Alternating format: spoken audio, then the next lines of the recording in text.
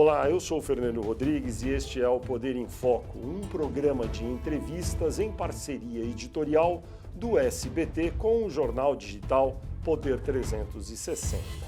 Nesta edição do Poder em Foco, o entrevistado é o deputado federal Ricardo Barros, que acaba de ser nomeado o novo líder do governo de Jair Bolsonaro na Câmara. Muito obrigado por estar aqui no Poder em Foco e eu já começo perguntando. O governo Bolsonaro sofreu muitas críticas ao longo de 18 meses sobre a relação conturbada com o Legislativo. Como o senhor, como novo líder, ocupando esse posto dentro da Câmara, poderá desfazer esse problema que persistiu durante algum tempo? Ô, Fernando, muito boa noite, obrigado por estar aqui com vocês no Poder em Foco. É uma oportunidade de explanar como poderemos colaborar com o Brasil, com os brasileiros que querem que o governo Bolsonaro entregue aquilo que prometeu na campanha e que a vida seja melhor para todos. Nós tivemos um início de governo onde o presidente Bolsonaro vinha numa dicotomia da velha política, da nova política, se relacionou inicialmente com frentes parlamentares da Câmara e do Senado, frente parlamentar da saúde, frente parlamentar da segurança pública, frente parlamentar da educação, da agricultura, que é muito forte, e da frente evangélica, e nomeou ministros indicados por essas frentes, prestigiou líderes dessas frentes, e o governo começou já com muitos deputados participando, como ministros, assessores, e houve, então, esta articulação do presidente Bolsonaro com o Congresso. Como isso não teve efeito prático, né, porque os partidos é que indicam os membros das comissões, é que orientam as votações em plenário, o presidente, a partir de fevereiro, começou a dialogar com presidentes de partidos, com líderes partidários, e mudou o eixo da articulação política. Então, eu assumo já no momento em que o presidente se articula com a política como ela é. Os partidos comandam as votações, estruturados de forma que são, e com a articulação governo federal, presidente Bolsonaro e partidos, nós vamos avançar de forma muito mais tranquila na aprovação das matérias que o Brasil precisa. O presidente Bolsonaro, quando candidato em 2018, falava muito que iria implantar o que ele chama de nova política, ia desintermediar essa negociação tradicional que existe, legítima em muitos casos, entre Palácio do Planalto e partidos políticos no Congresso. Não deu certo, como o senhor mesmo disse, não surtiu efeitos. Em que medida o presidente agora consegue explicar para os seus 57 milhões de eleitores que ele está negociando com os partidos que ele não queria ter junto ou próximo a ele no passado? Nós aprovamos a reforma da Previdência, coisa que tantos governos tentaram e não conseguiram. Então, foi feita uma articulação política. O presidente se comprometeu com o país, com a sua proposta, e quer aprovar agora a reforma tributária e virá ainda a reforma administrativa. Virá o Renda Brasil, um programa de renda mínima muito importante para todos os brasileiros. Precisa de voto para aprovar no Congresso e Câmara e Senado. O presidente se elegeu, Fernando, com 10% dos deputados da Câmara e do Senado, como todos os presidentes que se elegeram antes. A nossa Constituição prega um parlamentarismo, um presidencialismo de coalizão, que não é um parlamentarismo, mas é a necessidade de uma coalizão partidária para formar maioria e aprovar matérias. Então, é natural que esses partidos que fazem parte da coalizão de governo tenham pessoas dos seus quadros colocadas no governo para praticar os seus programas partidários, para justificar a sua participação no governo. Então, isso é absolutamente normal, não vejo nenhum problema em que isso seja praticado. Os quadros apresentados do Banco de Talentos são pessoas muito qualificadas para a função, e o resultado é que o governo vem entregando para o país melhoria na infraestrutura, na saúde, na educação e nas demais áreas de governo. O presidente, então, está agora trabalhando com partidos que são do chamado centro político, ou centrão, como queira. No que é diferente o governo Bolsonaro de governos anteriores que o próprio presidente criticou, nessa relação com esse grupo de partidos dentro do Congresso. Como garantir ou dizer que não haverá, como ocorreu em alguns governos, aquela prática considerada ruim do toma lá da cá? Não é, como eu disse, Fernando, um toma lá da cá. É uma coalizão, é um agrupamento de parlamentares, através dos seus partidos, participando do governo. O presidente Bolsonaro não entregou ministérios aos partidos, como ele falou que não entregaria, né? Ele está fazendo com que esta articulação aconteça da forma mais adequada possível, preservando a ideologia que o elegeu, os princípios, os valores da família, os valores conservadores, sua pauta conservadora e os compromissos de avançar por um país melhor. Eu não vejo nenhuma dificuldade dele poder, da população entender como isso funciona. Aqueles radicais, obviamente, de ponta e outra ponta, direita e esquerda, vão reclamar sempre, né? Por quê? Porque vivem numa utopia que não é o mundo real, onde é preciso, sim, articulação, coesão e comprometimento para votar as matérias que o Brasil precisa avançar. O ministro Paulo Guedes, da Economia, e sua equipe têm sido sensíveis às negociações com o Congresso? Com certeza, o ministro Paulo Guedes tem participado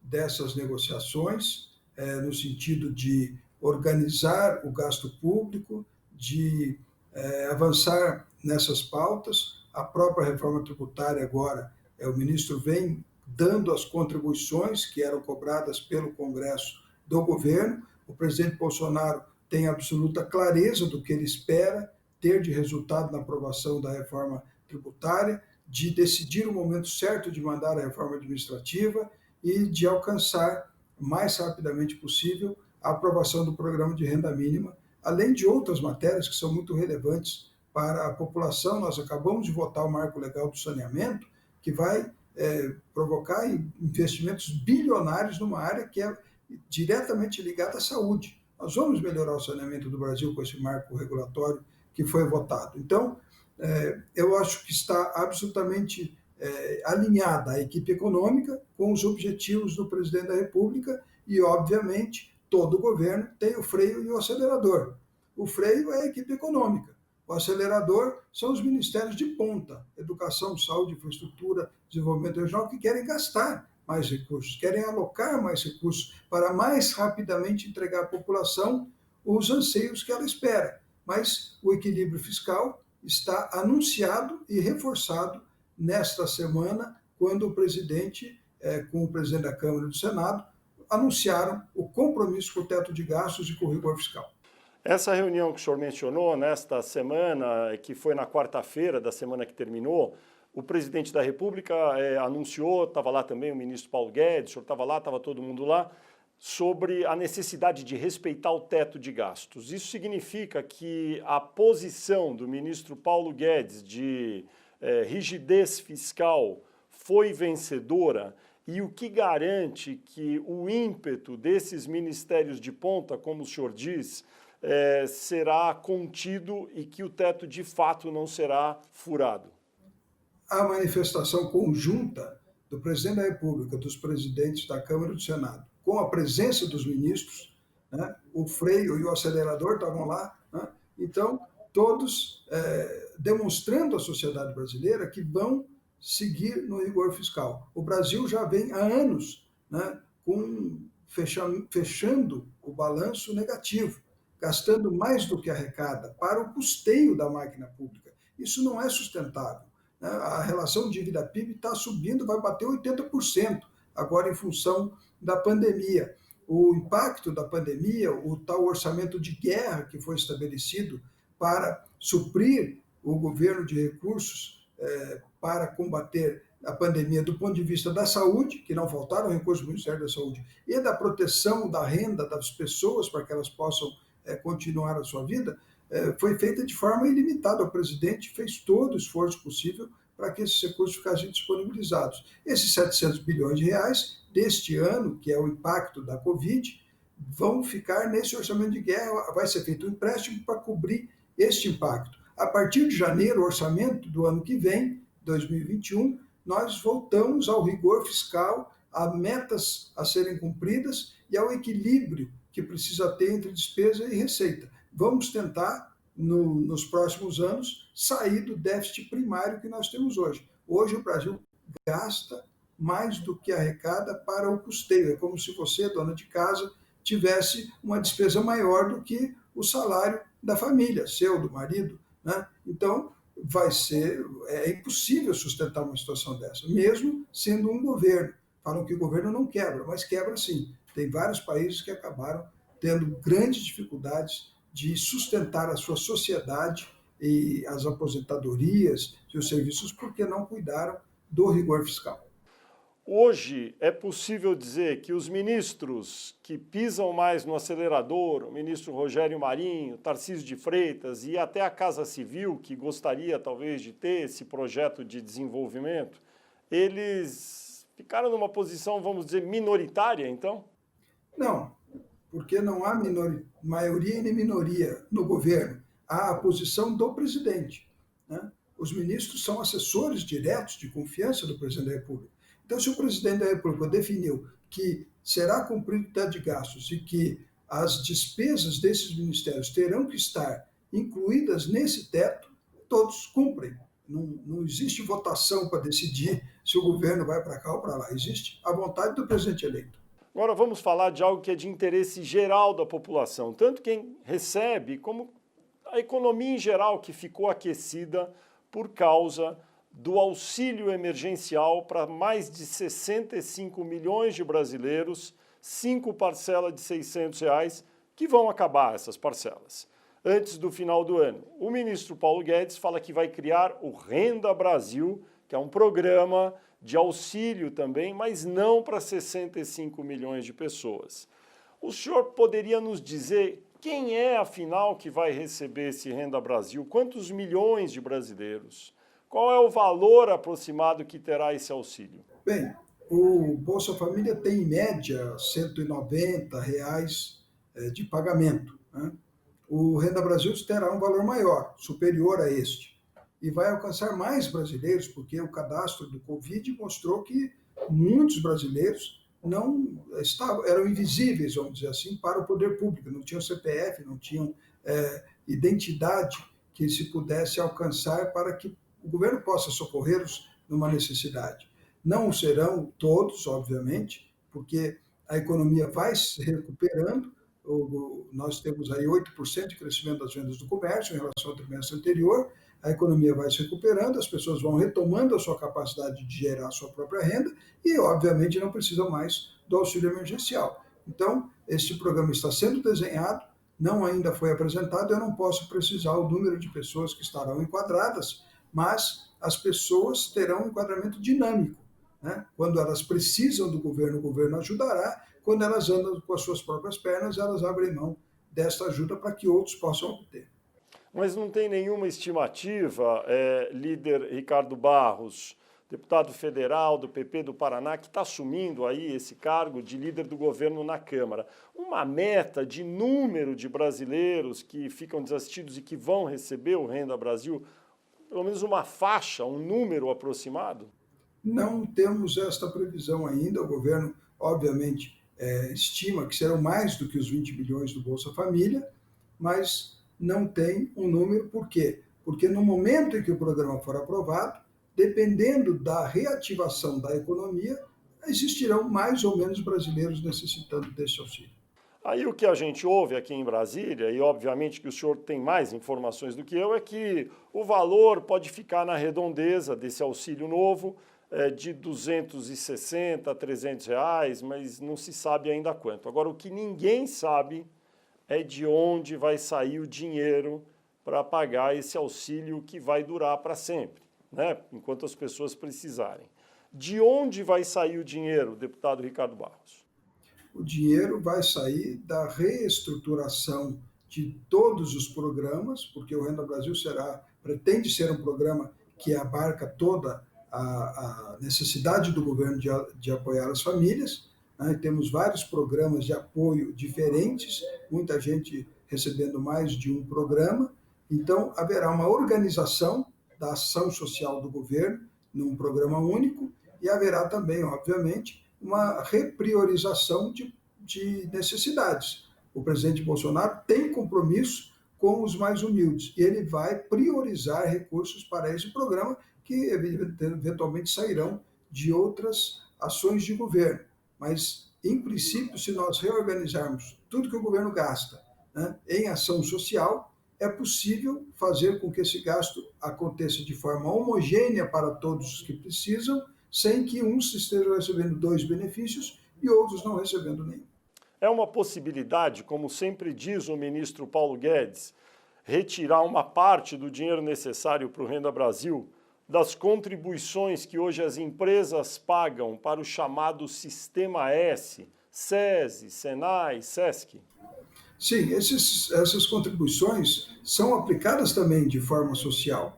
O Sistema S pratica, né, ação social, pratica atendimento a pessoas carentes, tem escolas, tem uma série de atividades que já são voltadas para, dentro da atividade de cada federação ou confederação, para os seus afiliados. Mas a reorganização do sistema total de atendimento social do governo poderá incluir a revisão destes benefícios também, mas não necessariamente. Depende ainda da consolidação final do programa que o ministro Guedes está elaborando. Eu acredito que em pouco tempo nós teremos o envio ao Congresso do programa Renda Brasil e, com isso, nós possamos conhecer todas essas nuances e vamos discutir no Congresso eventuais ajustes, obviamente. O mito é esse, que todas as ações sociais do governo se reúnam num programa único. O Sistema S reclamou muito agora durante a pandemia, quando teve por um pequeno período que reduzir o dinheiro que recebia das empresas. As empresas pagaram menos, estavam em dificuldades, o Sistema S recebeu menos dinheiro. Eles até reduziram o número de meses, conseguiram no Congresso, não é, diminuir esse período aí em que tinham menos recursos. Na sua avaliação, eles poderiam ter essa redução de entrega de dinheiro diretamente a eles de maneira mais perene? O senhor realmente acha que isso é possível? Se for uma decisão do Congresso Nacional, eles se adequarão, né? Reduzirão o tamanho da sua estrutura e as suas ações de formação de mão de obra, de atendimento social, de escolas que existem, né, em vários sistemas, várias ações do Sistema S, de atendimento médico, né, psicológico, que eles dão nas suas ações. Obviamente, se for reduzido a sua renda, eles reduzirão essas ações e o governo se encarregará de fazer, né, porque são ações que o governo também oferece aos cidadãos. Não, claro, mas aí, desculpe eu insistir, o senhor agora está liderando lá na Câmara a bancada do governo. O governo, por meio do ministro da Economia, defende essa redução das contribuições para o Sistema S. O senhor, particularmente, comprou essa ideia? Acha que é uma boa ideia para ser defendida no Congresso? Essa ideia já foi defendida muitas vezes no Congresso, especialmente na Comissão do Orçamento, da qual eu fui líder por muitos anos do governo, e sempre teve muita resistência. Mas, no contexto do programa Renda Brasil, ela tem outro sentido. E aí nós vamos avaliar novamente a opinião dos parlamentares. Até então, estava muito difícil aprovar no Congresso redução para o Sistema S. Mas eu acredito que o espírito do programa Renda Brasil, que é de fazer justiça a todos que necessitam do governo, de que todos recebam igualmente o auxílio e que não tenham repetição de atendimento de uns em detrimento de outros, ele tem sentido e pode acabar avançando. Vamos falar de outro tema bem controverso. O ministro Paulo Guedes também defende a criação do que ele chama microimposto digital, que seria sobre transações eletrônicas, de 0,2%, e que seria usado para arrecadar recursos e, em contrapartida, oferecer um corte nos encargos, nos impostos que as empresas pagam quando contratam trabalhadores. Esse é um tema controverso. O presidente da Câmara, Rodrigo Maia, já disse que é contra. O presidente da República, Jair Bolsonaro, disse, olha, se for para não aumentar imposto, trocar um pelo outro e melhorar, eu sou a favor. Paulo Guedes é a favor. E o senhor, o que pensa? Eu penso que é necessário encontrar uma maneira de tributar as transações eletrônicas, né? Os aplicativos cresceram muito, especialmente por causa da pandemia também, já vinham crescendo muito, e é preciso tributar essas operações, né, para que haja até justiça social. Então, quando o ministro Paulo Guedes fala em imposto sobre transações eletrônicas, ele está propondo tributar um determinado setor da economia, que já não é pequeno, e que não está alcançado pelos impostos que já estão estabelecidos. Então, é preciso avaliar isso também. Eu diria que a CPMF não tem nenhuma chance de ser recriada no Congresso Nacional, mas esta explicação de que o setor de transações eletrônicas, que as compras por aplicativos precisam ser tributadas, e isso pode contribuir para que haja uma redução nos encargos à folha de pagamento, de 20% para 10%, né, de encargos, e que isso vai gerar mais empregos e vai permitir a mais brasileiros acesso a com dignidade poder sustentar a sua família, eu acho que tem sentido. Né? É como eu acabei de falar, nós estamos numa nova ordem econômica. O mundo não será o mesmo mundo depois da Covid. E nós temos que nos adequar a essa nova realidade para que nós possamos ter capacidade de entregar aos brasileiros as suas novas necessidades desta nova ordem.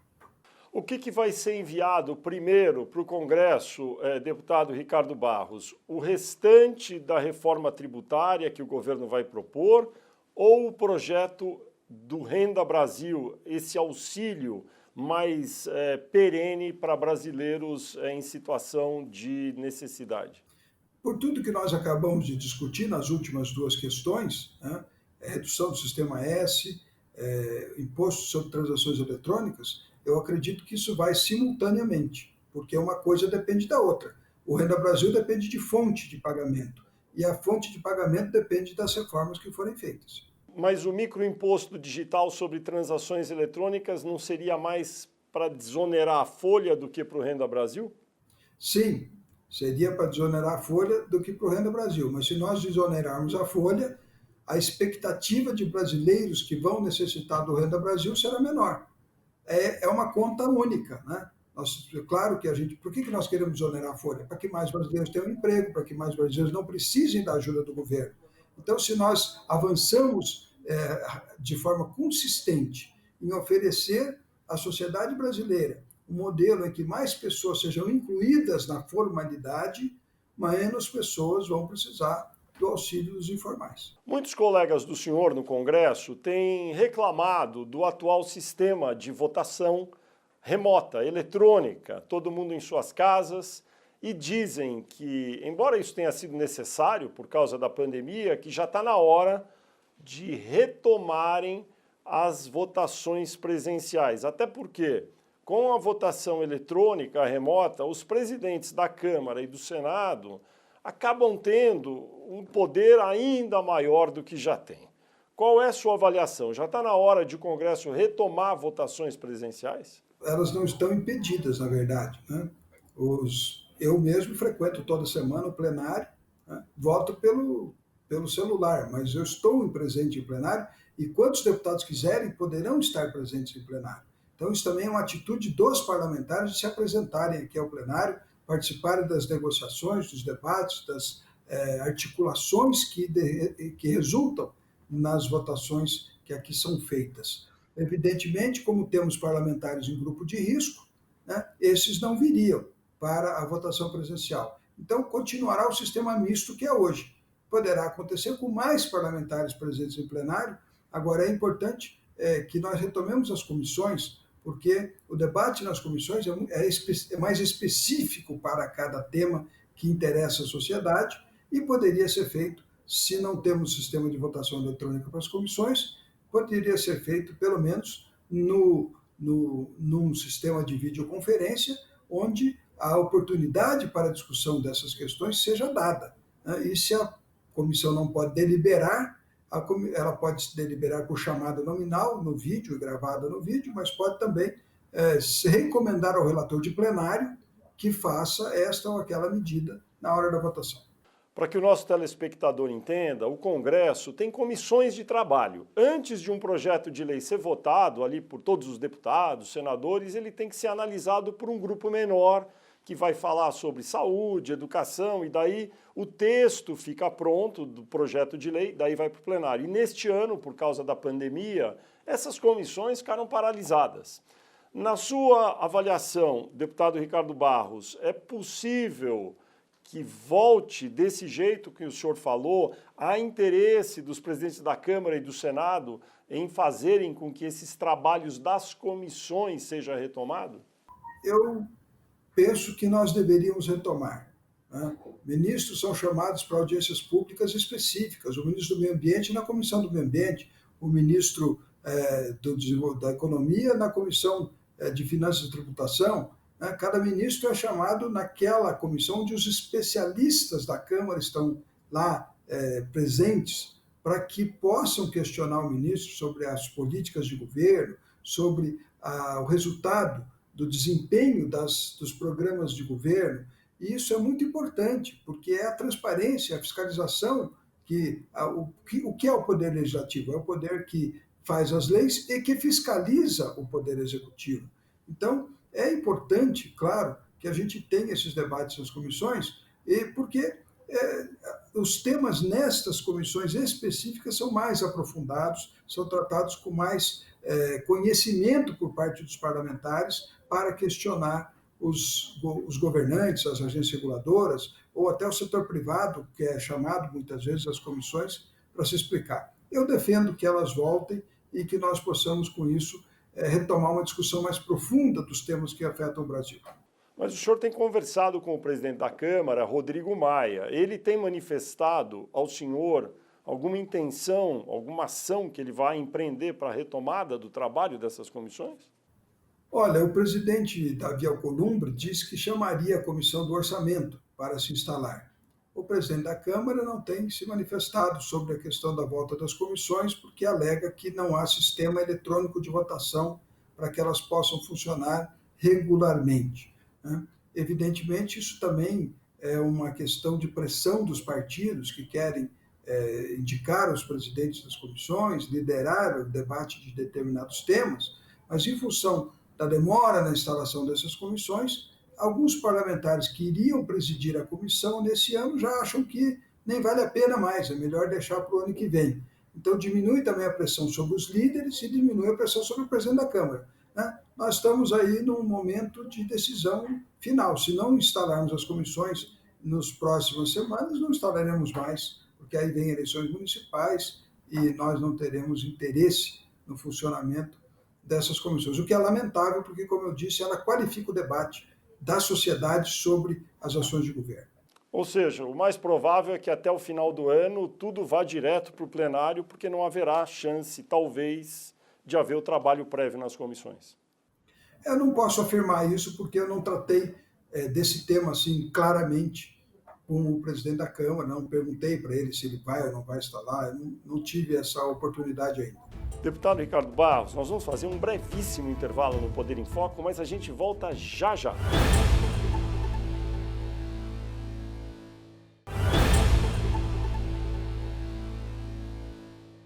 Olá, este é o Poder em Foco, que está de volta, um programa de entrevistas em parceria editorial do SBT com o jornal digital Poder 360, e o nosso entrevistado nesta edição do Poder em Foco é o deputado federal Ricardo Barros, do PP do Paraná, ele que acabou de ser nomeado líder do governo de Jair Bolsonaro na Câmara dos Deputados.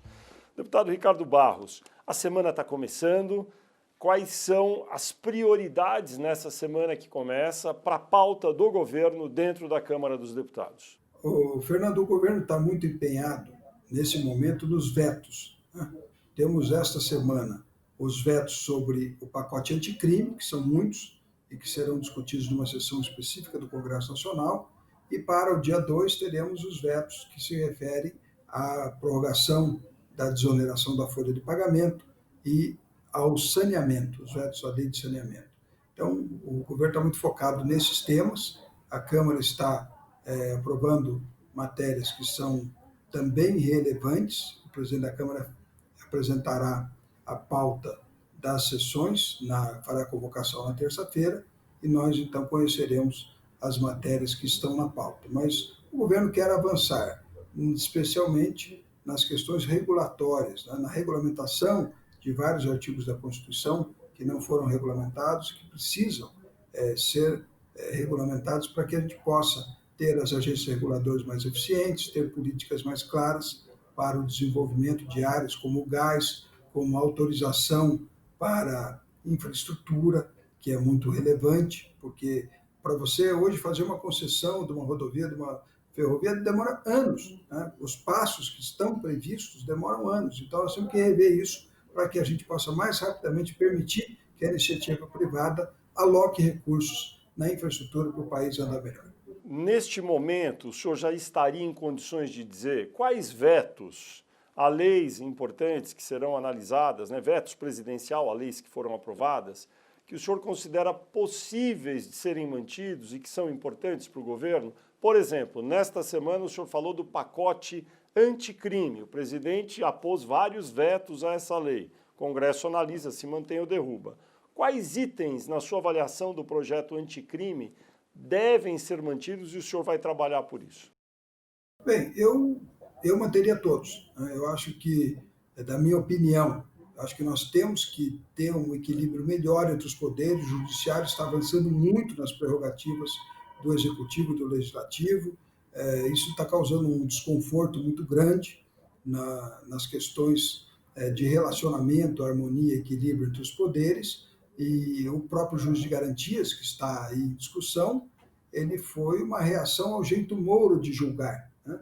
E nós estamos vendo agora o Procurador-Geral da República também reagindo, tentando saber o que aconteceu na Força-Tarefa da Lava Jato, entender se as ações tiveram ou não legalidade, tiveram respeito à legislação e à Constituição para alcançar os excelentes resultados que alcançaram no combate à corrupção. Mas precisa ser feito dentro da lei. Então, nós temos sim, neste pacote do anticrime, nós temos uma grande disputa, né, que será travada nesse sentido. Eu fui relator da lei de abuso de autoridade e eu sei exatamente como as forças estão se movendo no Congresso Nacional, e tanto que conseguimos aprovar por unanimidade a lei de abuso de autoridade na Câmara dos Deputados com o apoio de todos os partidos.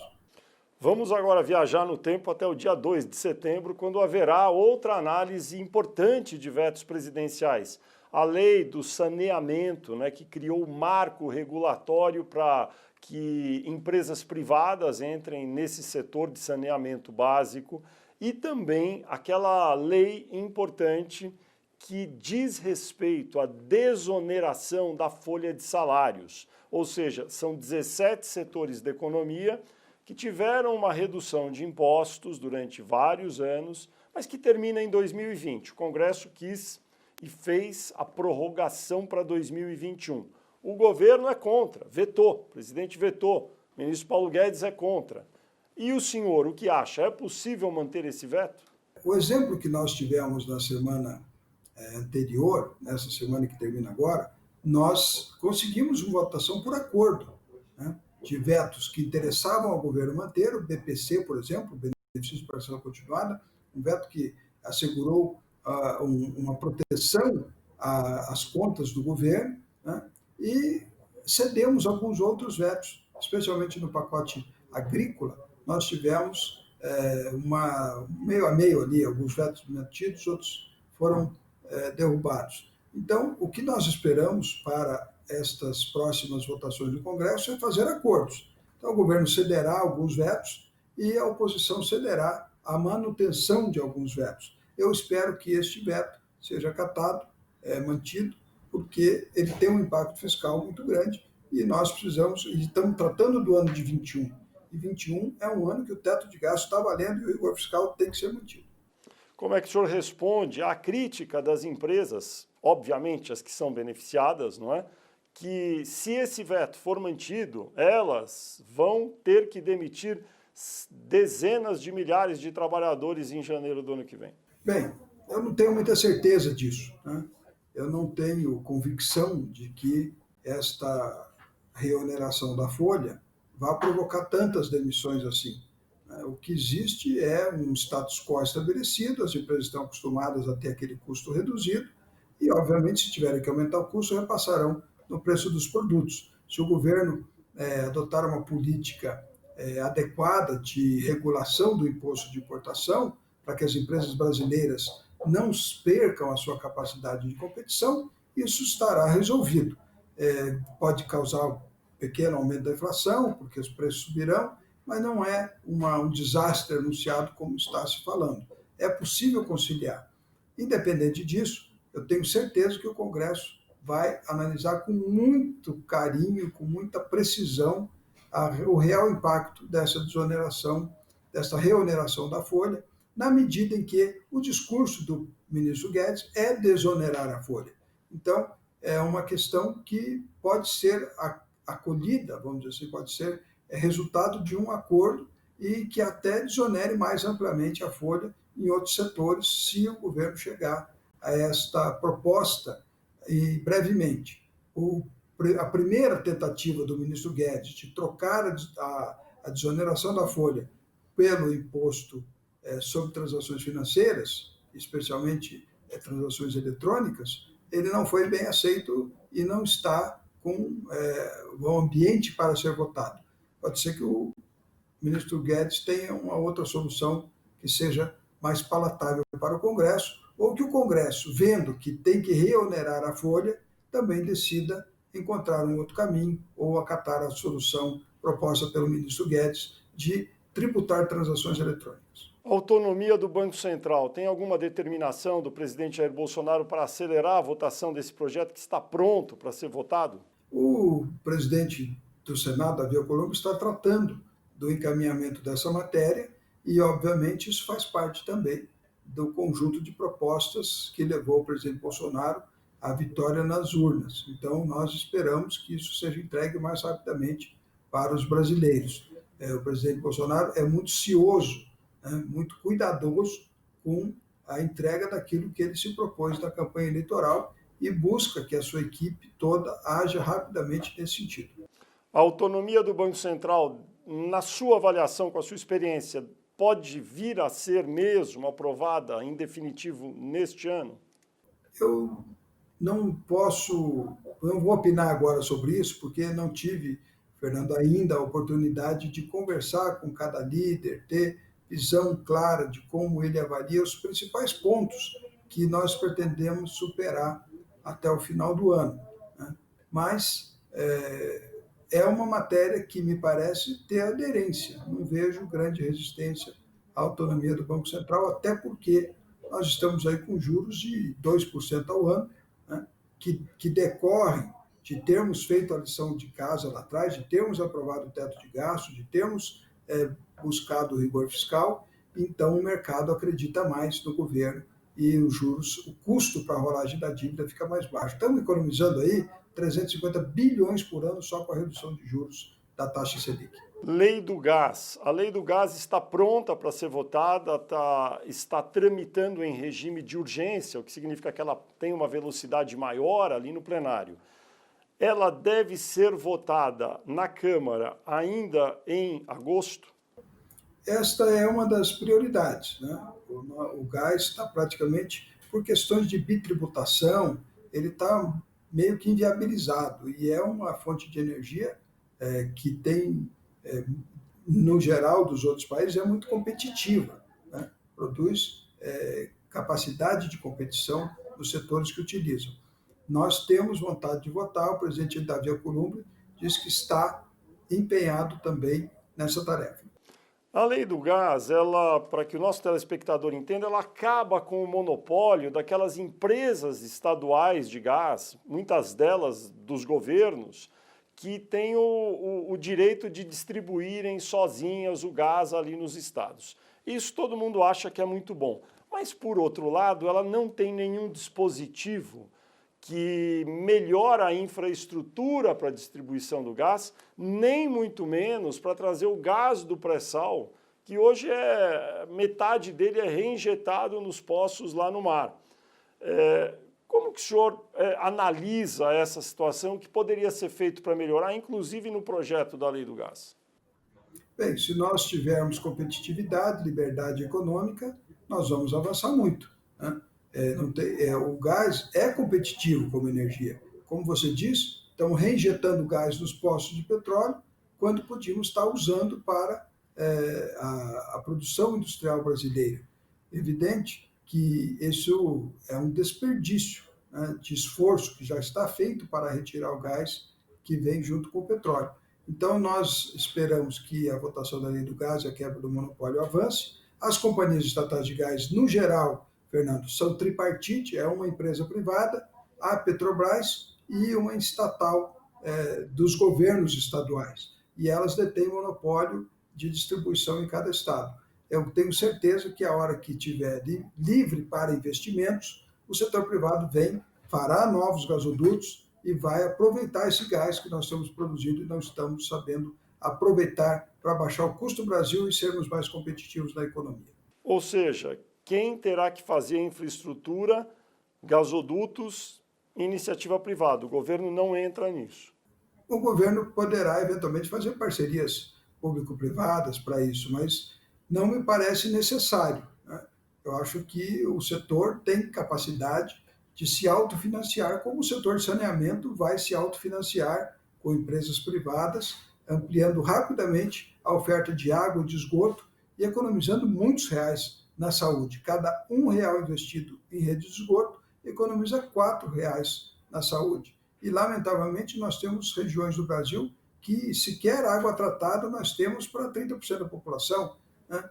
Esgoto, muito pouco. Então, é preciso, sim, avançar nessas questões. Os vetos da lei de saneamento que nós vamos apreciar são essa disputa entre as atuais companhias estaduais que querem manter o comando, né, o controle sobre os contratos que estão gerenciando, e a iniciativa privada que quer liberdade para investir. Então, essa disputa vai se repetir agora no dia 2 de setembro, quando nós vamos finalmente apreciar os vetos do setor do saneamento, e o gás vai na mesma direção. É uma disputa entre iniciativa privada querendo investir e companhias estatais querendo manter o monopólio, mesmo sem capacidade de investir. Outro tema de interesse geral da população brasileira é a chamada Lei Geral de Proteção de Dados. É quando a gente entra na internet, usa um aplicativo, os nossos dados ficam ali, a empresa usa o dado do jeito que bem entende, às vezes. E essa lei disciplina tudo isso e impõe várias regras. E as empresas vão ter que investir para tratarem os dados da maneira correta. Só que daí veio a pandemia, não deu tempo de implantar a lei. O presidente Bolsonaro baixou uma medida provisória atrasando a implantação da lei, o cronograma. Só que essa medida provisória não foi votada, vai caducar agora no final de agosto.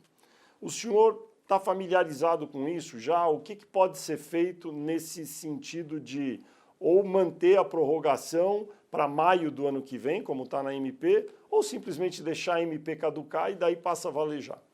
Não é possível passar a valejar porque a estrutura não está preparada para isso.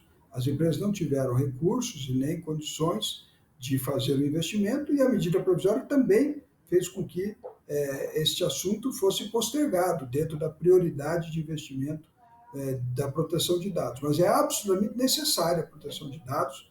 Nós precisamos dessa lei, precisamos, né, da regulação que vai estar estabelecida para a proteção de dados, e eu tenho certeza que vamos dar uma solução nisso. Não vejo, acho que há consenso aqui de que devemos manter a prorrogação para o ano que vem em função da pandemia. Ou seja, tem que dar um jeito de aprovar essa medida provisória. Ou de renová-la, eventualmente, por uma questão emergencial. Nós temos restrições para isso, mas eu acredito que não é possível que de imediato nós possamos cobrar estas ações na proteção de dados, porque não houve ambiente para que isso pudesse se consolidar no prazo adequado.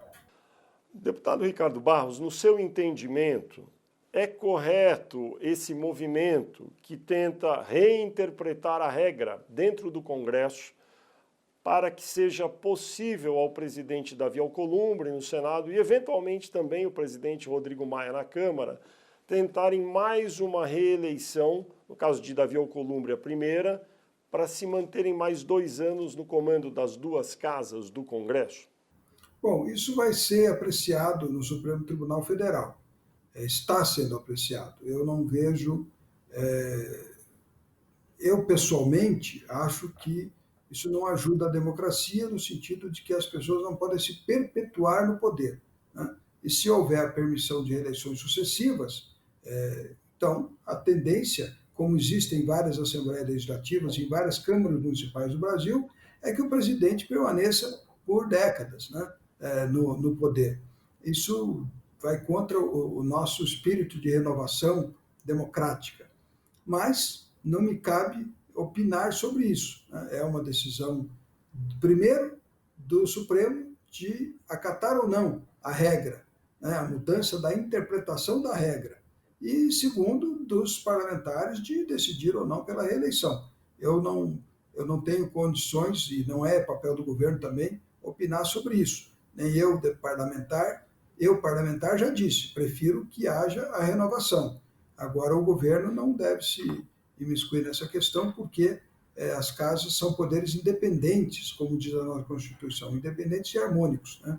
Então, não é adequado que a gente coloque o governo a trabalhar nisso. O que diz a regra? Que no meio do mandato da legislatura não pode haver reeleição. Então, o presidente Alcolumbre, do Senado, alega que, como o mandato dele é de 8 anos, né, então que esse impedimento se daria no meio do mandato dele, né, e não no meio da legislatura, como era a interpretação até esse momento. Nessa questão, vamos aguardar a interpretação e, se houver apoiamento e decisão dos parlamentares, nós teremos a recondução, uma vez que a regra permita. Se não, teremos a renovação, como é a praxe até então do Congresso Nacional. Deputado Ricardo Barros, do PP do Paraná, recém-nomeado líder do governo Jair Bolsonaro na Câmara dos Deputados, muito obrigado por sua entrevista, por estar aqui no Poder em Foco. E eu também agradeço a você, telespectador, que nos acompanhou até aqui. E lembro a todos que este programa fica disponível nos canais do YouTube do SBT e também do Poder 360 para você assistir quando for mais apropriado para a sua agenda. E na semana que vem, Poder em Foco está de volta com mais uma entrevista importante e relevante sobre assuntos e temas do poder. Eu espero todos vocês aqui e desejo uma boa semana a todos.